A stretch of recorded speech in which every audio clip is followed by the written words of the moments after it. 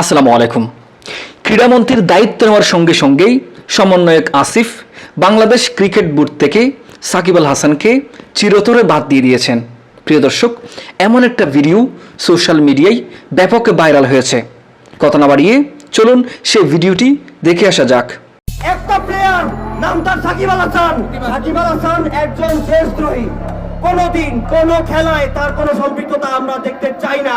না, আমার মতে সাকিবকে আমরা আর টিকেটে দেখতে চাই না। দেশে এত বড় একটি সংগ্রাম গেল, নিরীহ ছাত্রছাত্রীদের গুলিবিদ্ধ করে মেরে ফেলা হলো, কিন্তু একটা কথা বলতেও শোনা গেল না ক্রিকেটার সাকিবকে। তাই তো নিশ্চিতভাবেই সাকিবের উপর ক্ষিপ্ত দেশের সাধারণ মানুষ থেকে শুরু করে ক্রিকেট সমর্থকেরা।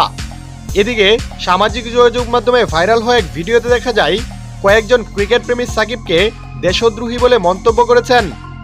সেই সাথে তাকে আর ক্রিকেটে চান না বলেও মন্তব্য করেন তারা। দর্শক, এদিকে নতুন সরকারের অংশ হিসেবে ক্রীড়া মন্ত্রণালয়ের দায়িত্ব পেয়েছেন সমন্বয়ক আসিফ মাহমুদ। সাকিবকে নিয়ে 2023 সালে ফেসবুকে একটি পোস্ট করেছিলেন তিনি। সেখানে তিনি লিখেছিলেন, সাকিবের মধ্যে লিডারশিপ জিনিসটা নাই বলাই খেপার কিছু নাই। ও খেললে আমি খেলবই না, ও খেললে ক্যাপ্টেন্সি চাইরা দিব।